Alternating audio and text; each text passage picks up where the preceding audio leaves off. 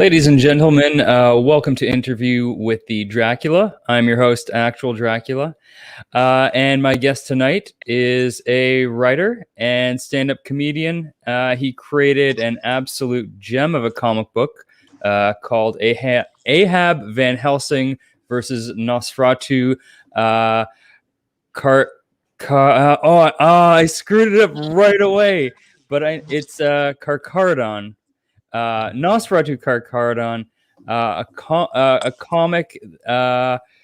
Where was I? See, look at this. You see what's already happened here. Anyways, and a comedy comic that is actually funny called High-Larity.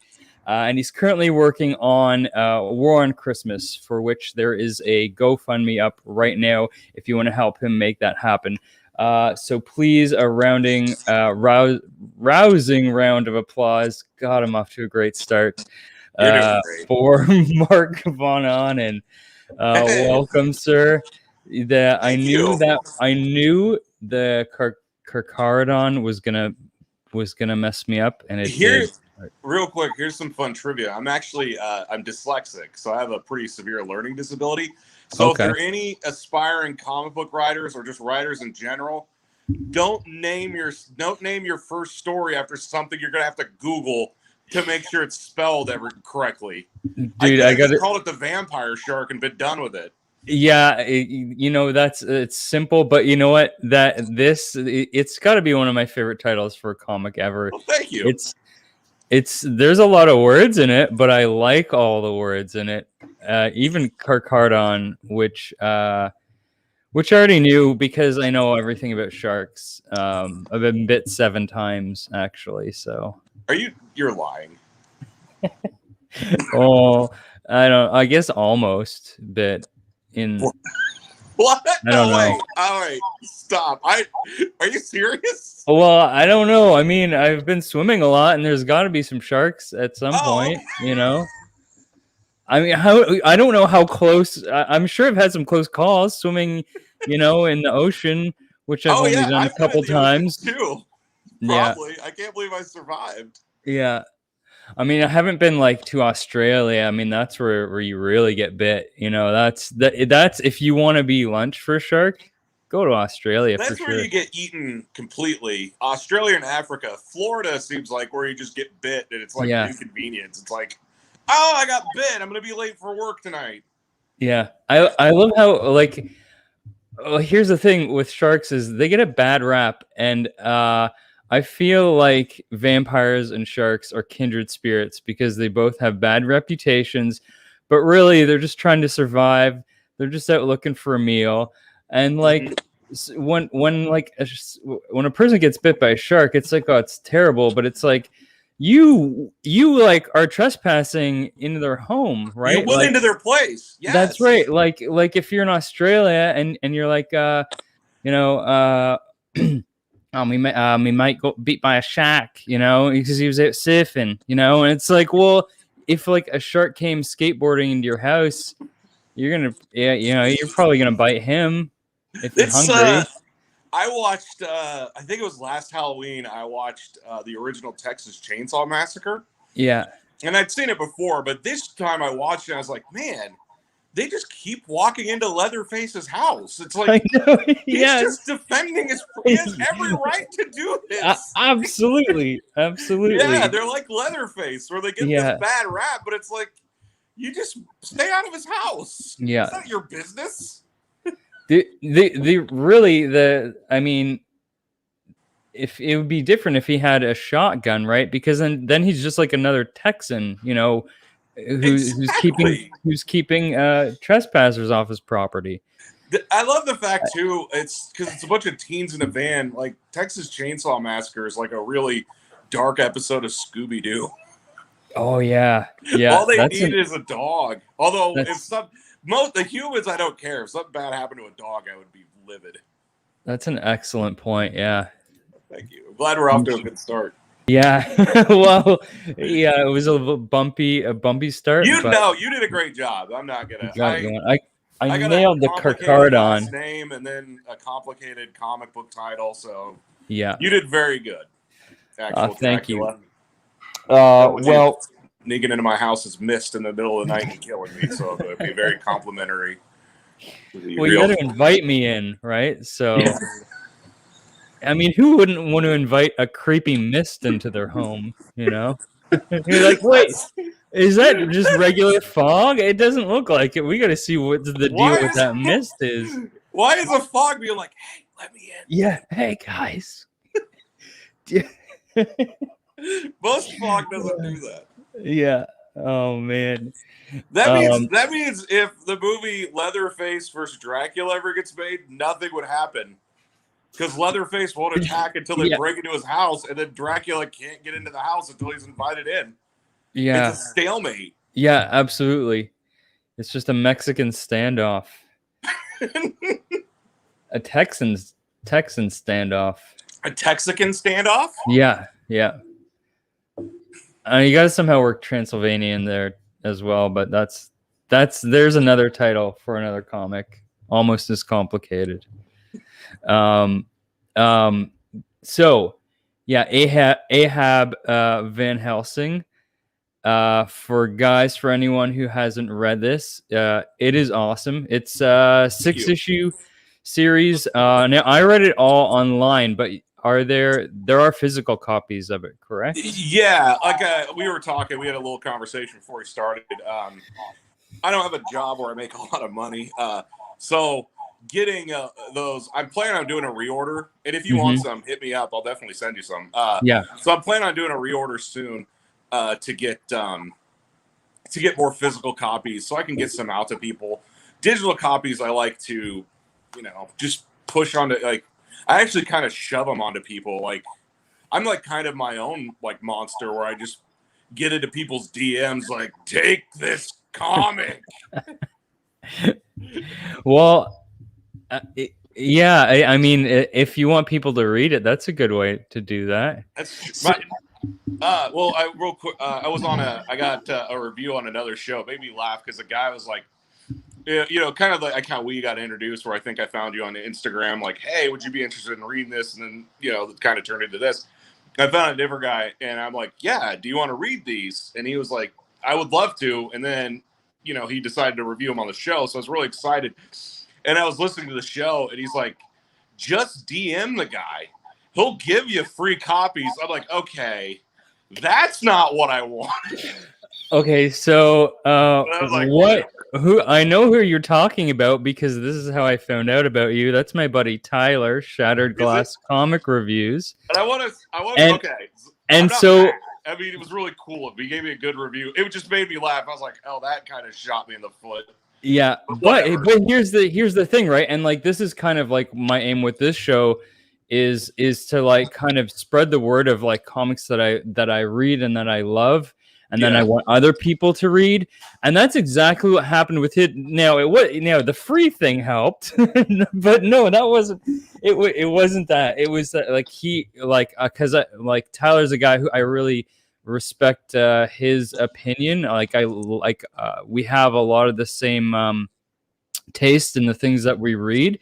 So when he said I should read this Ahab Van Helsing, I messaged you right away. I was like, well, if Tyler's telling me to read this, I'm going to read it, because everything he's recommended to me so far has been awesome.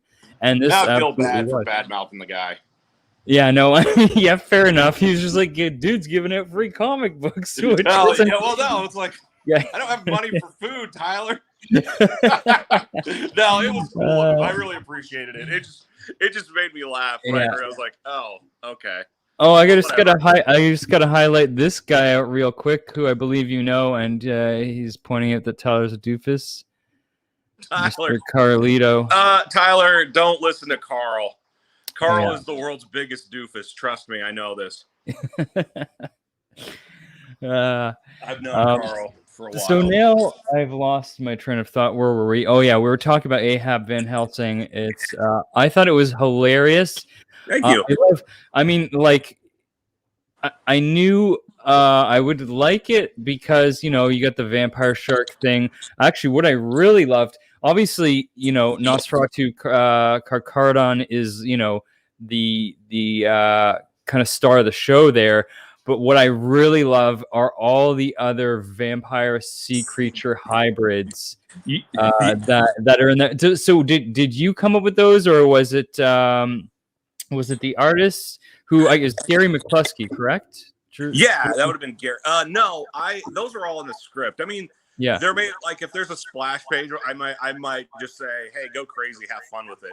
Most of those are things that were something I specifically said because I'm like really interested in like you. We were talking. We know everything about sharks, but I've never almost been attacked by one. So I'm pretty impressed by you, but I'm like really interested in learning like the octopus. I think is really interesting. Well, giant squid. Like it's just insane what there's in the ocean. So, oh, dude, yeah.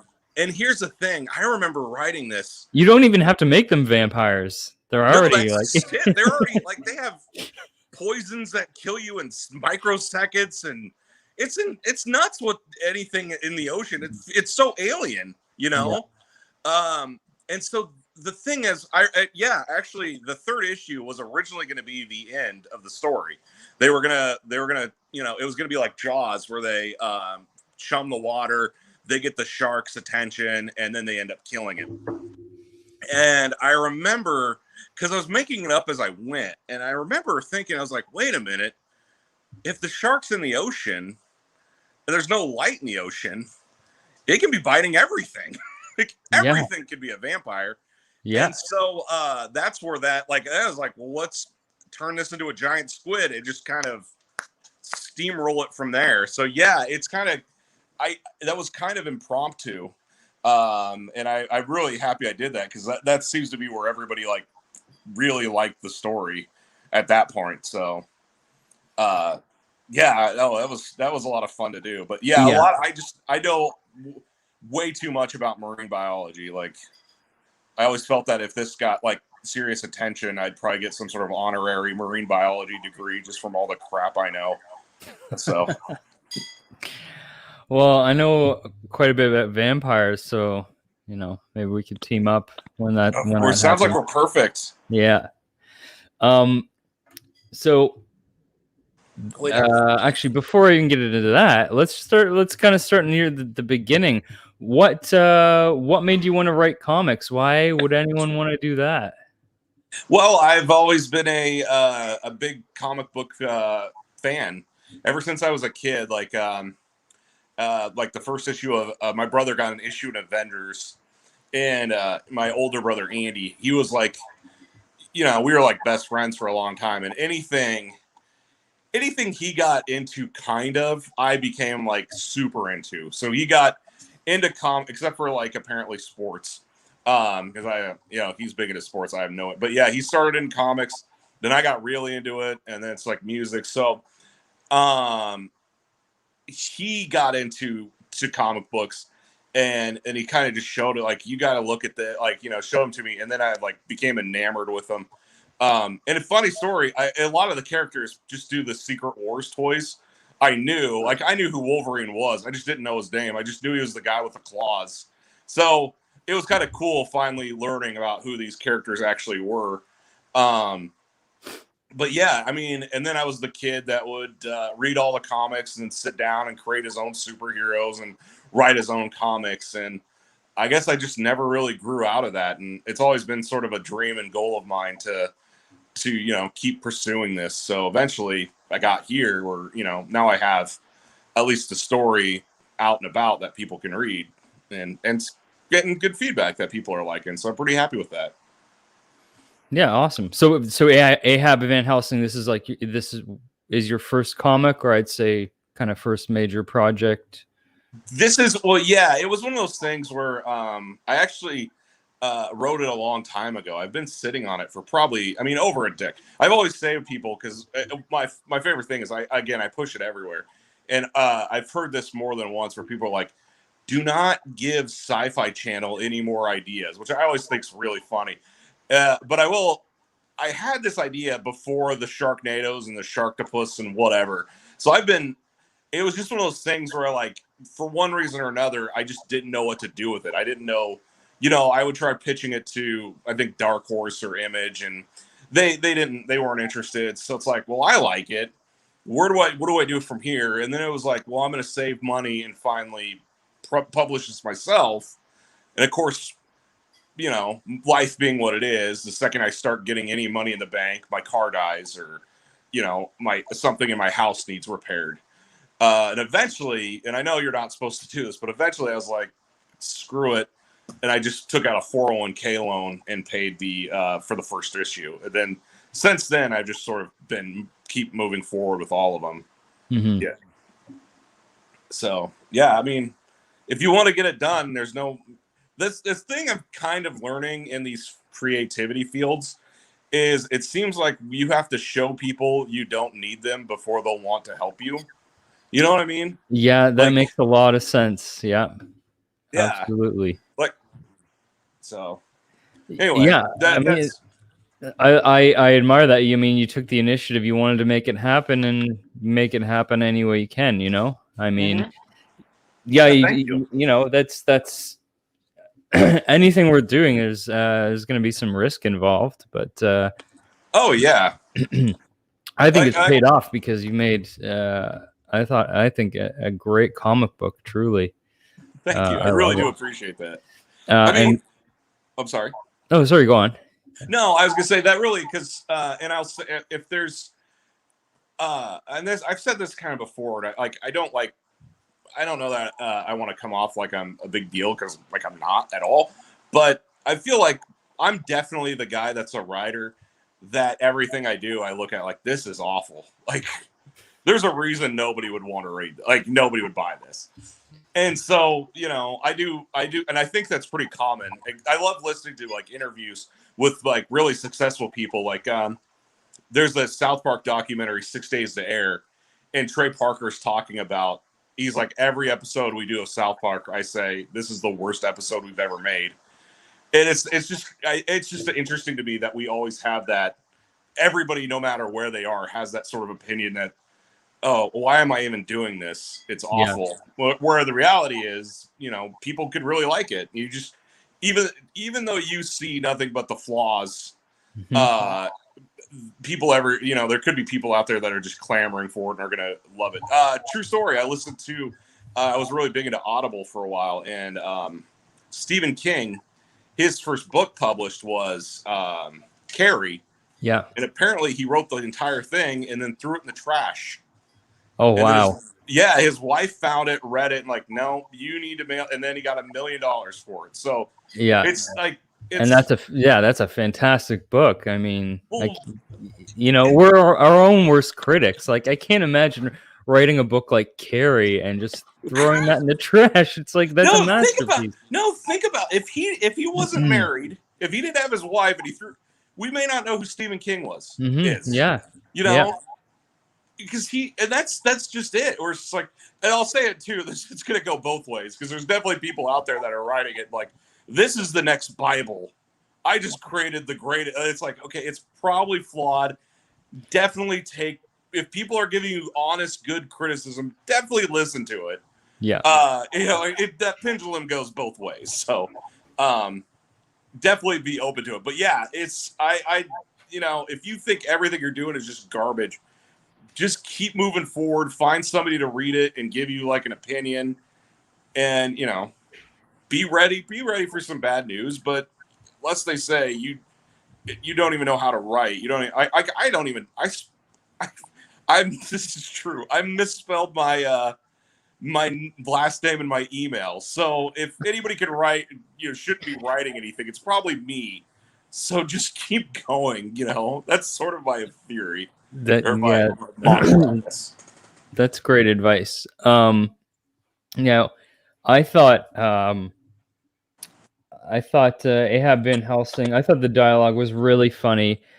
What I also found really funny was you wrote this book, High-Larity, which is like, I guess, a joke-based, it's sort of series of short comics that I thought was hilarious. I thought I loved all of them. And that is something over the years, I've read a lot of comics that kind of the aim is like they're like comedy based or joke based, which I have found is a very difficult thing to pull off in this medium. There's not too many comic books I would say are just straight up funny and make me laugh. Certainly not from the big two. You know, there are writers who are, you know, have, you know, can write a good bit of humor now and then, you know, inserted into a Spider-Man or comic, or a Deadpool, of course, would probably be a good example. But generally speaking, I found like a lot of the bigger writers, they're not comedy writers. They're just like, that's not what they're there for, right? It's not really what their strong suit is. So when I think of like comedy comics, I think more of like the independent stuff that I used to read, like stuff like Milk and Cheese, Evan Dorkin, or Scud the Disposable Assassin.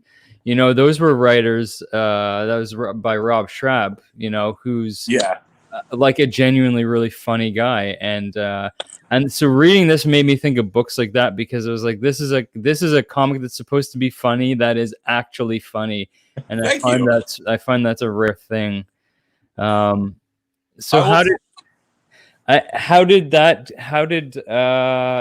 come about? Because I know for each one you got a different artist, right? So yeah, I tried to. I really wanted to break it up so you knew where that it was a different comic, because I wasn't gonna have like a banner, or, you know, I didn't want to do like a blank page with a title, because that would just cost me more money I don't really have. So I was like, well, I need to do something. I'll just find different artists. I will tell you real quick, not to get off subject, that is definitely a comic I was like, this is dumb, and nobody's going to like this, and I'm going to waste a lot of money. And again, thank you so much. A lot of people, I've heard, you know, people have really liked it, so that means a lot to me. So I really do. But yeah, that's definitely one of those. Okay, so this is going to be a little shameless plug. I do have a story that's published through an Ahoy Comics comic. Called it's in Captain Ginger Volume 2 Issue 3, I believe, and the story is called Love is Magic. And it was a sketch idea I thought of a couple years ago. I don't know why I just got into thinking about sketches, like because I'm in the comedy scene in Des Moines, which is a big deal, mind you. It's after New York, then LA, it's Des Moines. Yeah, pretty much. Yeah. So I'm a big deal. But because I'm in that scene, I know a lot of people. There's a lot of kind of bleed over from people that do improv or sketches. So you kind of know all these people. And sometimes I just get thinking about writing some of these. And so the Love is Magic was a sketch that I wrote that everybody really, I got a good response on it every time. Like, people were like, that's great. And I was like, okay, well, I definitely have something here. As for how High-Larity came about, when Ahoy first started publishing comics, they always had that backup feature, like, we're looking for unpublished writers and yada, yada, yada. And I was like, I kind of set my sights on that. Like, that was my goal, is like, I'm going to get something published by these guys, no matter what. Almost to a point where I harassed them. And funny story, because I always push that comic, because I like push, that's all I use social media for now, is just pushing this stuff nonstop. They've stopped liking and retweeting my tweets about it. They're like, I think they're like regretting me. They're like, I just want this guy to leave me alone. Like, I'm like what it's like to have a ghost where it just won't leave, like, keep bothering you. Yeah. Like, I'm like a real life Conjuring for Ahoy Comics, which is whatever. But anyway, poltergeist. Yeah, no kidding. Anywho, yeah, for an exorcism for this, it's just called a murder. But anyway, so I set my sights on him, and the first story I wrote was it's funny because it was a serious story. It was meant to be serious, but it was inspired by an episode of The Simpsons where Bart sells his soul to Milhouse. Yeah, and I've always thought about that as an interesting kind of story, and I like what would have happened if Bart died and Milhouse still had possession of his soul. So then you get the devil and God involved, and it's like the first time where they're like, somebody else has their soul. What would that person do if this, these forces are like, the devil will give you anything you want, but you're damning the person to hell, type of thing. And so I wrote, it was just like a conversation, and they're like, it's good, you're talented, but it's not for us. And then my third one was, it's not really, I would call it a poem, I guess. And it was just sort of it was inspired by a friend of mine who sometimes has trouble like leaving his place, and and it's just about a person that kind of struggles with, wanting to be social but afraid to leave their apartment, blah blah blah. And I was actually pretty proud of that one, but it's the same thing. They're like, it's just not for us. And so that was the third one. And then at that point, I asked, what are you looking for? And they're like, well, we're looking for more humor-based stuff.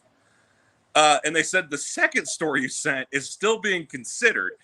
The second story I sent is the very first, and then I sent them Love is Magic, which they ended up buying. The second story I sent, I kid you not, is the very first comic in High-Larity, the one with Bigfoot. Yes, dude. Oh my God, I love that so much. I sent that to him, and here's the thing: I just thought of that one day, and I just started like cackling to myself, and I'm like, I gotta write this. So I just wrote the whole thing out, and I sent that to him. I was 100% sure I was gonna get like a call or like a cease and desist or like a restraining order. Like, just don't ever talk to us again, because this is so stupid. You wasted, like, we're kind of mad at you that you thought we would be. And then they're like, yeah, we're considering that. Yes. I was like, what? How did that happen?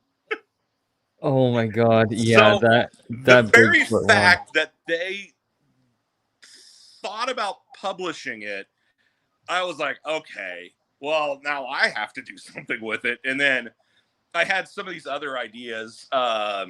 There's one in there with Indecent Proposal 2, which is so dumb. But my friend and I thought of that a while ago. We just laughed really hard about, like, if it was Decent Proposals made today, but the guy's not rich, so he sets up like a GoFundMe to raise the money to have sex. It's like the worst idea possible, but we thought that was so funny.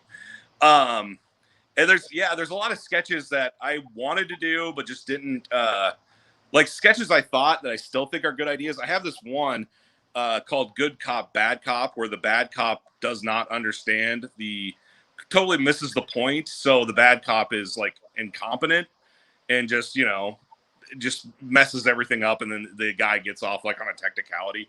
And then I tried to write that, and that one I didn't end up using. And what sucks is because, this past year, there's been like a thing like with the cops and everything, and they canceled Cops that was on Fox for like ever. That's right. Yeah. I always had this one of the dreams, and there's no way I could do it in writing because it just wouldn't work.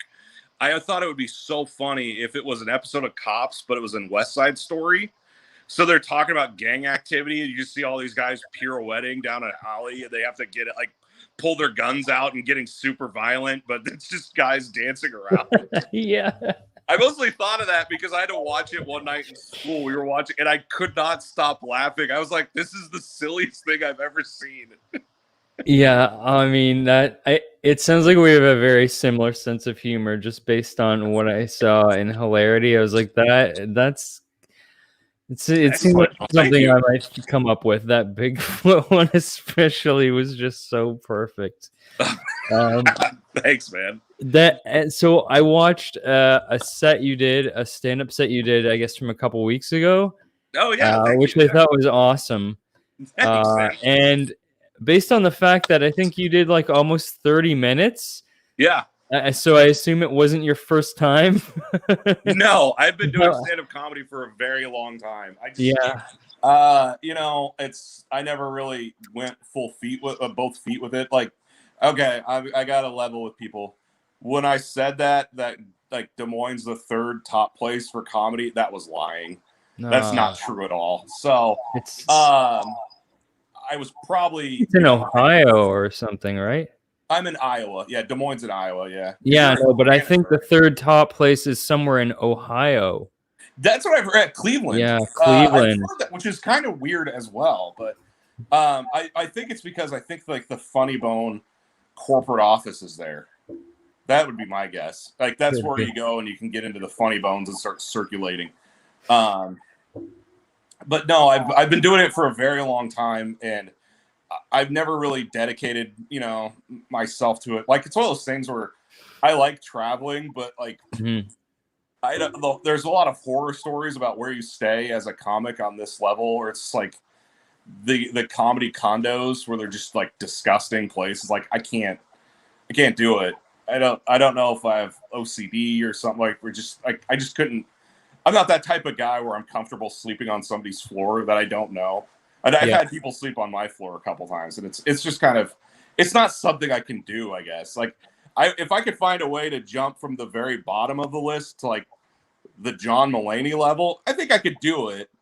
Not talent wise, maybe, but I would be willing to do that if they were all offering me like really fancy hotel rooms. Yeah, you'd be okay with the hotel rooms, right? Yeah. But that doesn't happen. That's not how it works. So I was never really able to dedicate myself to it, but I do enjoy doing it, and it's a lot of fun. And just when you think of a new joke, and that night too, I hadn't been on stage a lot because we were talking earlier. I do have a new job, and it's one of those things where like I have to wake up earlier than I ever did before. So I'm like last night. I said to you like last night at this time I was probably asleep because I'm like I'm old man now. Like I eat my dinner at 3 and I'm in bed by 5. So the way it should be, frankly. Yeah, well, not for you. You're a vampire. Yeah. Well, eat your bowl of mush and go to bed before sun goes down. Except I'll do the opposite of that. Yes, you're doing. Yeah, you could be a reverse vampire. That's a Simpsons. I don't know, but yeah. So I haven't been able to get out to as many open mics as I would like to. I can't like rehearse new things. So when they offered me this, like they said, you want to do this headline spot for like 30 to 45 minutes. At first I was like, I don't know, like this could be a real train wreck, but I just decided I was going to go with it. And there's a couple in there. There's that joke about Chick-fil-A, my dad going to that. I did that once. It really bombed. So the fact that worked that night was awesome. So, yeah, that was a great night. It was a lot of fun. I thought of a fun joke tonight, right before we did this. So I got to get it back out there soon. Oh, nice. You want to tell it now? Do you want to hear it? Well, I'll just give you the nugget of it. My friend Ryan, he's really big into Catch a Predator. Do you know what that is with Chris Hansen? Because you're in Canada, right? Yeah, but I've seen it. Yeah, we've got sexual predators here too. Believe it or not. We are alike. Yeah. No, so it's like I was thinking about that, where it's like if I was to like because I'm a bigger guy and I've like always wanted to lose weight. And I was like, what I need is like Chris Hansen in my kitchen, where I just go in there in the night and he just like walks in. Like, what are you doing in here, Mark? Why are you here? Do you just eat the whole pizza? Do you really need those cookies now? Why are you eating those cookies, Mark? Sit down. Let's talk about this. He shows you. I have the transcripts of everything you've eaten since you got home. Yeah. So, we'll see if that works. He shows you the text messages from Uber Eats. You told the Uber Eats guy if he's not here in 5 seconds, you're going to kill him. Do you think that sounds healthy, Mark? Yeah. Oh man, yeah, that's good. I like that. Yeah, I absolutely applaud anyone who can do stand up well and especially a 30-minute set like that's I don't know because I've never done it, but I can imagine the amount of work that goes into preparing for something like that. It was well, I try to if there's any aspiring stand-up comedians, what I try to do is have each joke somehow reference the next joke. Yeah. So like it brings so it just kind of flows into the next thing. That kind of how I remember what I'm doing. Yeah. And then just say it out loud over and over again. But yeah, I'm glad thank you for watching it. I'm glad you did. Absolutely. I mean, I'd say like my channel is about comic books, but I'd say the biggest influence in my life has always been comedy. And so when I started my YouTube channel, it was like I wanted it I wanted it to focus on comic books because I just got back into collecting, but I wanted comedy to be like obviously a big part of it, because for years I'd always had so many like ideas for like things I wanted to see, like sketches. Like I've always been, I'd say sketch comedy's always kind of been like one of the biggest things in my life that's kind of like just given me it's probably responsible for a lot of the weird ideas I have, is just growing up watching stuff like Monty Python and Kids in the Hall and like watching it over and over, and has kind of you know, a lot of that stuff's responsible for the person I am today, I think. Yeah. And so when I started this channel, I was like, well, fine, you know what, like this might be some way I could actually, it might be somewhat of a platform where I can actually start to, you know, bring some of those ideas to life. And I've slowly started to do that a bit. Like all my videos, I try to, you know, inject some humor into them somewhat, but like I haven't even begun to like start to like do the stuff I really want to do. It's just, I'm just trying to get used. I'm still getting used to being on camera and like editing, but once I'm like more comfortable with it, that's kind of my goal, is to like do full on sketch stuff with this channel. Definitely. Yeah, I would definitely look into local groups, local like scenes, if there's any sketch groups or comedy groups. Sorry. Carl. No, okay, Carl just sent me a text. No, I'm not doing that. I'll tell you off camera. I'll tell you now. I'm not going to tell you the joke. There isn't really a joke. But okay, let me explain this to you first. I would definitely try to get any improv groups, or maybe try and write like a quick 3-minute set for stand up, and just sort of get your feet wet and get the feel for it, because I think that'll help too. I mean, I bet there's sketch people, because there's like sketch people here in Des Moines. If there's sketch people in Des Moines, Iowa, there's sketch people everywhere. You know what I mean? You're in Toronto, right? I'm in Toronto, so yeah. That's a big city, I think, right? That's bigger than Des Moines, probably. And it's home of, you know, a second city as well. So, oh yeah, that's awesome.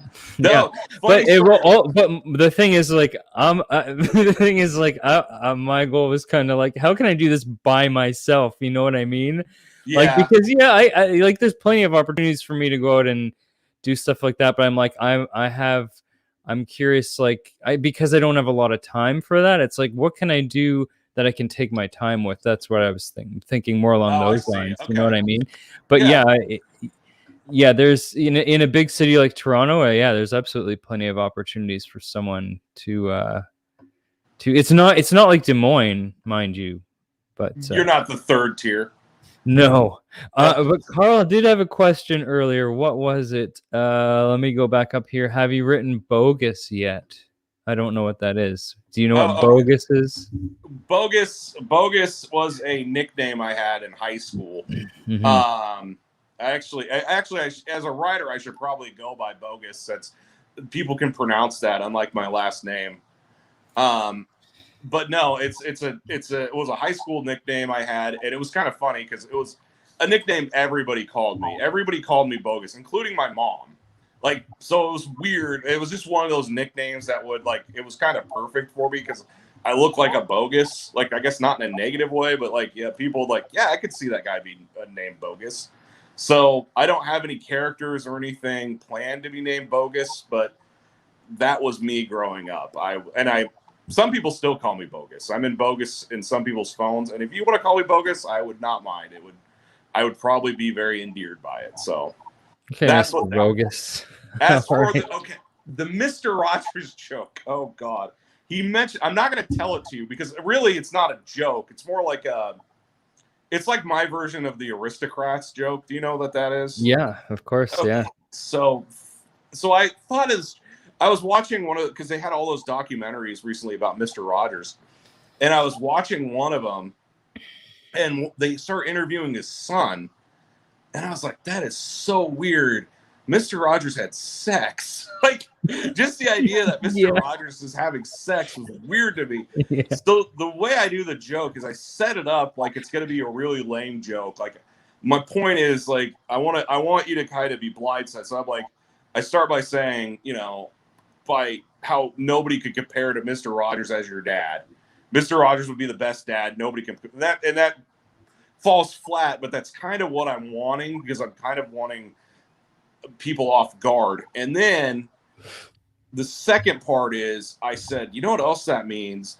Mr. Rogers had sex, and that means Mr. Rogers one day got home and took off his, and then I get like really graphic, like penthouse letters where I'm just super as graphic as you can think of, just, and I try to push it as long as I can. And I did it one time because I haven't done it in a while, but competitive air guitar, and they needed a comedian. They wanted a comedian between sets, and I was actually competing that year, and I'm like, this is gonna die. That is a bad idea, because nobody ever likes that. And then they told me they would cover my entry fees. So like, oh, okay, well, now I'll do it. And I knew it wasn't going to be a good set, but I didn't care. And I told my friend, Harvey Wallbanger, I was like, hey, do you want, I have this joke, and what do you think? He's like, that's a great idea. Go tell it. So I got on stage, I start telling this joke, and there's laughs coming, but there's also a lot of glares and a lot of really angry. And eventually it just starts turning to booing. And like, people who were like my friends were booing me if I just walked off the stage.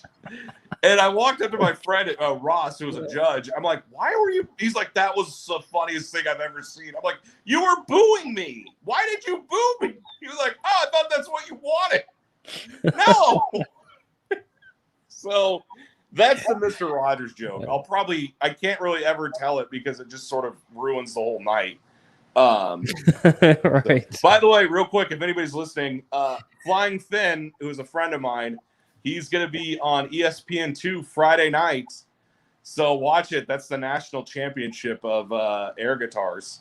And he won it. Yeah, so Flying Finn. I don't know if I just spoiled it, but yes. So watch it. ESPN2, I don't know the times. I think 8 Central. Okay, cool. Yeah.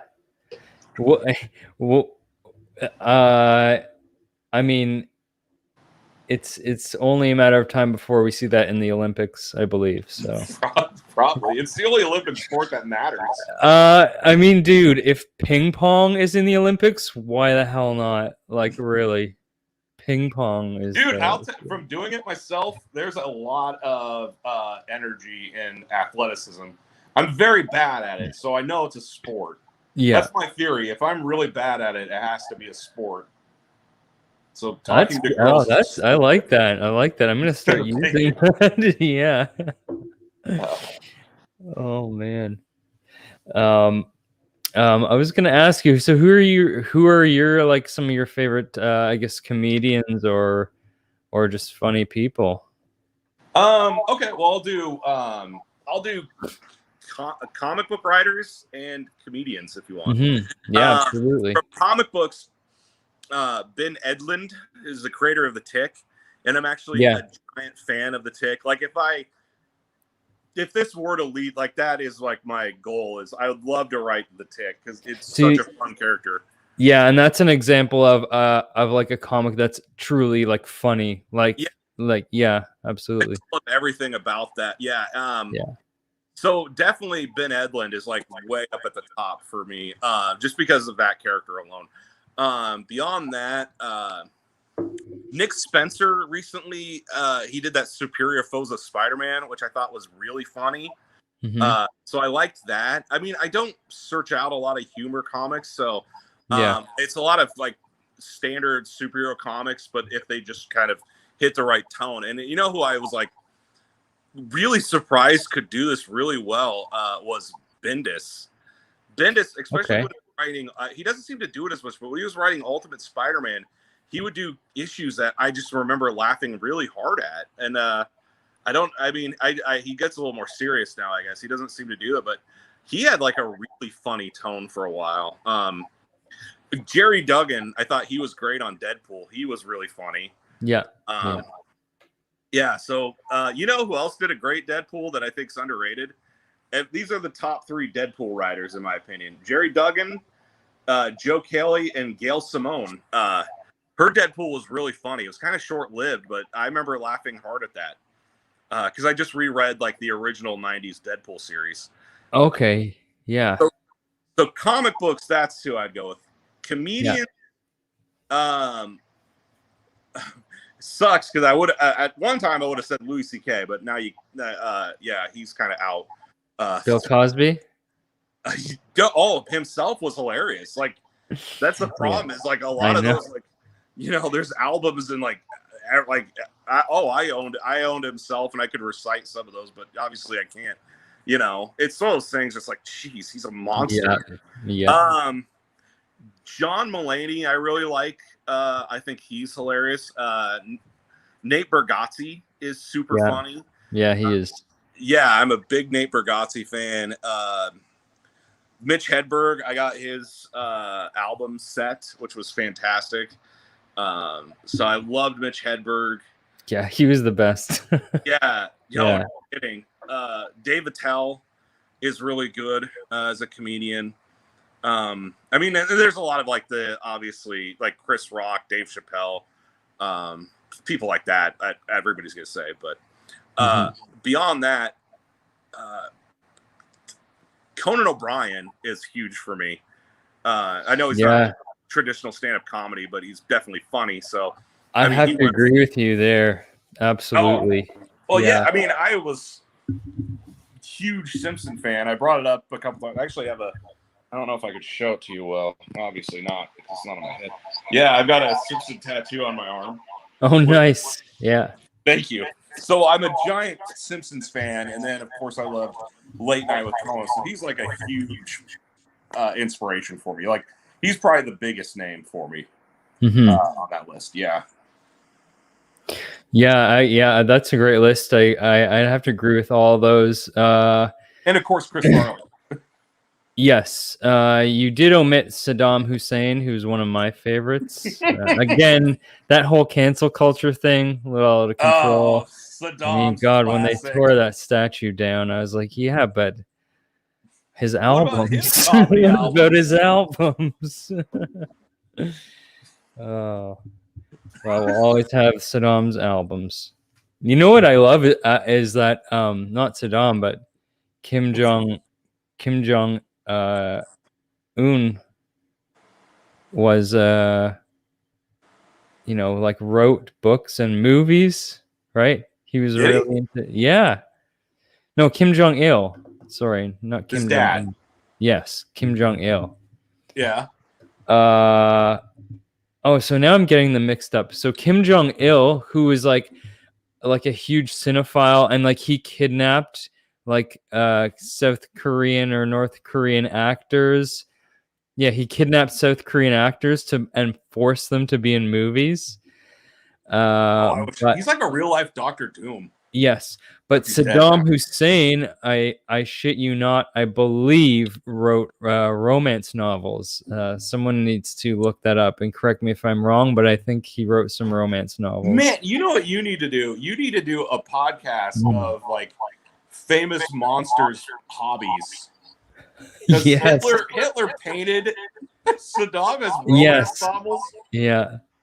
Ed Gein was big into arts and crafts, apparently. So. Yeah. He was handy with a needle and thread. Yeah, absolutely. He really objectified women in the most literal sense. Yeah. Oh yeah. See, this is a great idea. I would listen to that podcast. I would generally be interested in knowing what they were into. Yeah. I like that. Yeah, and again, that circles right back to Texas Chainsaw Massacre. Can't get away from him. No, you cannot. So before we wrap up, I have to ask you about you're currently working on War on Christmas, right? Which you describe as Die Hard meets Rudolph the Red-Nosed Reindeer. Yes, that's sort of because I think there's even I wrote the thing and I can't even remember it. So bad at this. Yeah, there's like characters from that, King Moonrazer. I think I threw in there just because why not? Except I don't own the rights, so that's probably a good reason. I'll probably get sued. But whatever. So people used to always say the term. We've all heard of War on Christmas. There's a War on Christmas, and one day I was like, has anybody made this into a movie yet? Like, that's a name that's just sitting out there that nobody's taken. Like, it's just a low-hanging fruit. And I was like, well, I'm doing it. I looked. I swear to God, I looked if there is one. I didn't find anything. So I was like, I am just writing this. And yeah, I just tried to do a straight-up cheesy B-movie action movie, which Die Hard is not, of course, but whatever. And then add, Rudolph and elves and what have you, and just sort of push that envelope that way. So that's what War on Christmas. I'm trying to get it done for a couple years, and goal is to have it by the end of the year, like as a Christmas card, I guess, to people. Right. Yeah. And so there is a GoFundMe for that up right now. Yes, if you are interested. Huh? Yes, I believe I put the link below in the video here. Excellent. Thank you. Yes. Also for your Threadless, because you do have merch for Ahab Van Helsing and other stuff, correct? Yeah, I have Ahab Van Helsing. I have High-Larity, and now we have War on Christmas stuff. So awesome. Yeah, that always helps. Like I said, keep the lights on. Yeah. I need milk. Baby needs milk. Yeah. And there was something there about if you meet your goal, you're going to do another Ahab Van Helsing book, a Christmas special. I do have one written about, yes. And I don't know, simply because I've already started the process of getting War on Christmas done. I honestly don't know that I will, unless I get the money, because just like I said, it's so expensive. I don't know that I will. But I would definitely like to. I have written an Ahab Van Helsing Christmas special. More or less, it's Santa's delivering gifts and then accidentally delivers gifts to a house where the kid is a werewolf, I guess, I think, and then bites Santa. And then Ahab is like hired to go hunt this werewolf Santa. It's only like a couple pages, but it was, I can send you the script if you want to read it at the very least. Sure, absolutely. Yeah, right. I'd love to read that. I just want to point out what Carl said here. Yeah, he was pretty good, I think. Iraqi Pete? Yeah. I guess I've never read Iraqi Pete's romance. I don't know who that is. I'm gonna have to ask him about that. He sounds like a pirate. Yeah. Iraqi Pete. Anyways, yeah, I think that might be a good place to wrap this up. I know that you're an old man and you should be in bed already. I so went to bed 5 hours ago. Yeah. Anyways, yeah, thank you so much. Thanks for having me. Yeah. It's nice that anytime. We talk a lot on Instagram now, so it's nice to finally talk to you. So yeah, keep me informed if you do any sketches or anything. I'm really interested. I'd love to see them. Yeah, I mean, you can always check out what's on my channel so far, which aren't sketches necessarily, although I do have like a few smaller things on there. And well, I mean, anyone who's watching this right now has probably already seen them, but yeah, that's kind of my goal is to incorporate more of that stuff and do. I have some pretty lofty goals, but it's just all stuff that takes time. But yeah, anyways, I'm really looking forward to seeing War on Christmas, guys. Anyways, I've put your links below, so anyone who wants copies of Ahab Van Helsing versus Nosferatu Carcharodon, I should just get in touch with you, and they can get digital copies. Correct? I give them away for free. Yes.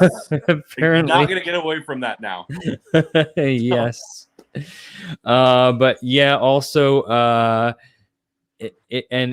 read that. It's excellent. And then the GoFundMe is up for War on Christmas, which I'm really looking forward to seeing.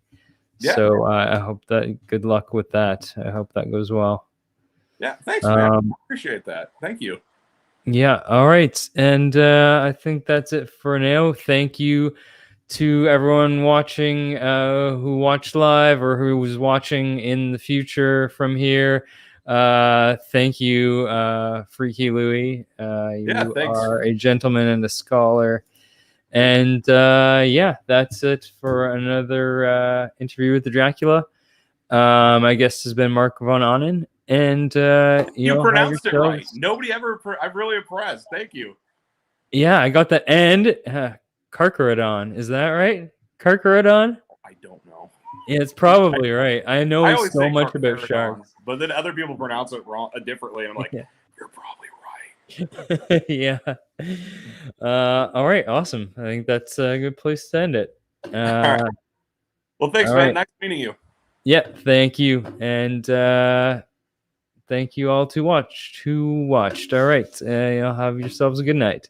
Good night, everybody. Yeah.